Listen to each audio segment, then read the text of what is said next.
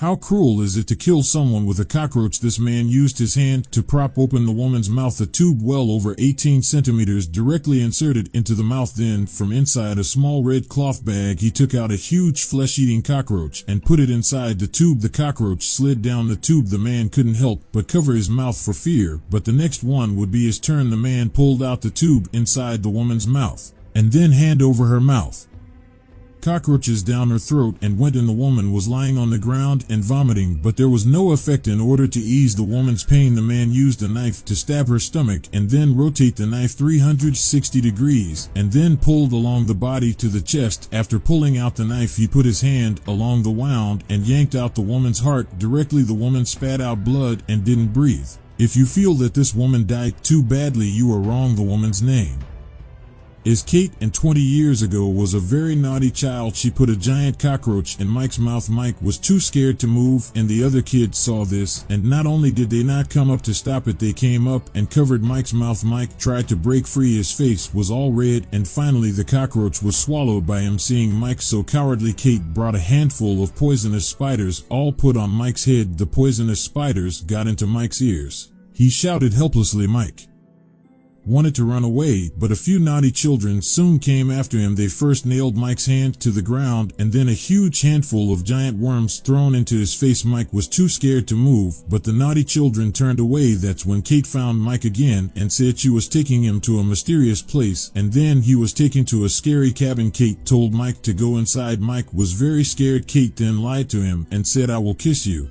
if you go inside." Mike believed her. As soon as he entered the room, he was covered in the mouth. A naughty child did not help, did not call the police, but turned around and left. From then on, Mike was locked into a pigsty. No blanket, no mattress, and a heavy chain. It turned out he was imprisoned by perverts. John only gave him raw meat every day, but also let him constantly work a little slower. Mike will be subjected to high-pressure water gun drenching. He eats a little slower, will be a fork into the leg inside.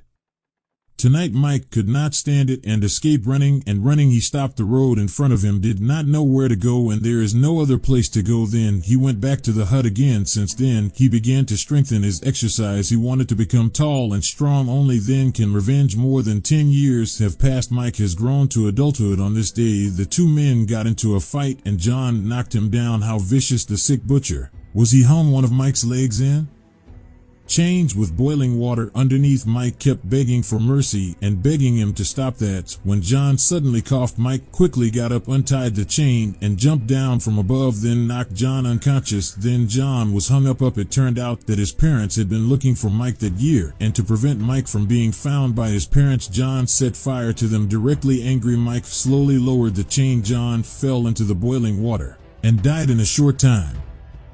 After Mike cruelly ripped off John's face and made a horrible mask for himself, he became this way now, all because of the 4 naughty children. Mike decided to seek revenge on them. The grown-up George was playing with the children and then was knocked unconscious. When he woke up again, he had been locked up in a secret room. Inside the chamber were also locked up 2 men and a woman, one of whom, Philip, was already dying. George was so puzzled that he tried to get up and leave, but found that his arms had been locked. The reason he was caught here is still unclear to them all. George tried to dig the wall, and Tom advised him that he had better not do anything useless. George insisted on digging out and ended up accidentally breaking his fingernail, causing him to lie on the ground and scream in pain. Since digging the wall does not work, then he dug the tunnel, but did not expect to dig a human skull. It seems that this chamber is really no way to get out. George found the camera above the wall. He cursed at the camera. This made Tom and Kate very scared and advised him that he had better be quiet. It didn't take long for Mike to arrive at the door, and seeing his burly figure, George was a little scared. Mike moved Philip to the middle and then handed Kate a knife and told him to scrape off a piece of flesh from Philip's body. Then Mike threw the knife to George, but George took the knife and stabbed at Mike. Mike reacted well, dodged quickly, and knocked George down with one punch to punish George for his disobedience. Mike then caught a cockroach. It didn't take long for George to accidentally find half a blade. He used the blade to quietly cut the rope. When Mike came in again, George cut Mike with the blade and then quickly ran out. The door had been locked. In a hurry, George climbed into the ventilation ducts, not expecting the ventilation ducts in disrepair. George fell down. He woke up again, not only lying in the chamber, but also replaced a huge chain. Watching George woke up Mike.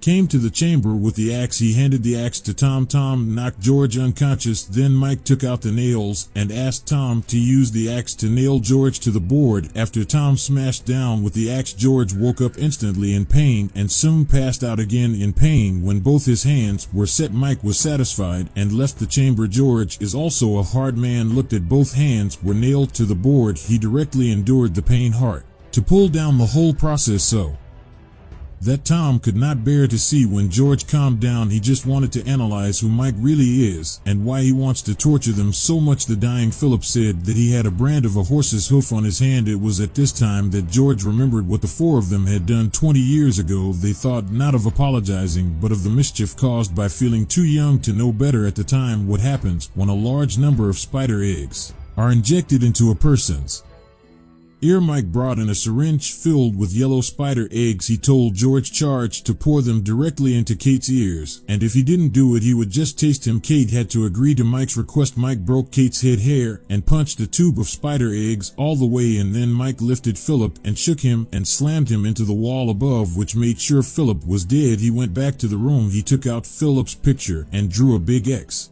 on it. The secret room.